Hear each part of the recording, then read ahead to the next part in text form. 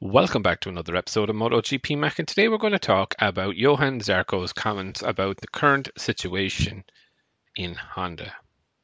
Now, speaking recently, Zarco said, "Of course, we could be frustrated because we are limited, but we have to be patient. That is the current situation, but I can deal with it. I can only pass on my impressions, and then it's up to the engineers. I am not an engineer, and I'm not going to tell them what to do. We are fighting against motorcycles that already have a really good base and are being developed further from that base. We are still looking for our base.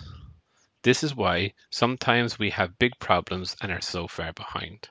But I have an awful lot of trust in the Japanese. With this project, I can look more into the future. This also has helped me develop as an athlete. That's why this option was more interesting for me. During the winter break, I grew as an athlete thanks to the way I trained. That's nice because it means I can perform better on the motorcycle. I wanted to get rid of the constant pressure to perform and achieve results. It's enough the pressure that I put on myself to show good results." Now, I get it and I understand what he's meaning here. And when I first read this interview, I was like, am I sure this was after Coda? But I kind of understand in a way what he's saying is that when he moved to Honda, he didn't have the constant pressure to perform like he did in Ducati. He knew moving to Honda was going to be a rebuilding process, and he went in with his eyes wide open, let's just say. However, the results are dismal, and it's very, very easy to get negative. And as you heard with Taka Nakagami in yesterday's video, you know, they're all pointing the fingers directly at the engineers, and everyone's saying, I'm a writer, I'm not an engineer.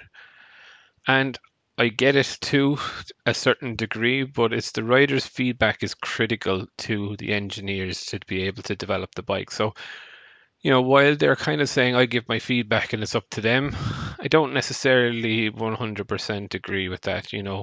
I think a rider needs to be giving the accurate and the right information to help the engineers move forward. It's not just, uh, you know, four different riders giving four different opinions on what is happening and trying to measure the bike to that.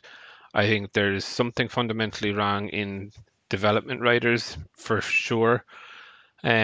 Maybe the riders that they have all don't have similar enough riding styles, so they're all slightly different and want a different setup. I know every rider will want a different setup, but if you know what I mean, that they'll want it too different from each other. So they can't really get that base setting. Now, the Honda is fundamentally flawed. We know that from what Nakagami said. There's no grip, there's no balance. The engine. So look, it is very interesting. I do find it funny. Maybe that the fact that it's Zarco's moved there kind of pressure free, can kind of focus on himself. But I do think it's interesting that he is very positive about the future in Honda. Definitely love to know your thoughts. What do you think of Johan Zarco's words? Definitely leave your thoughts in the comments below, and I'll be back again tomorrow with another video.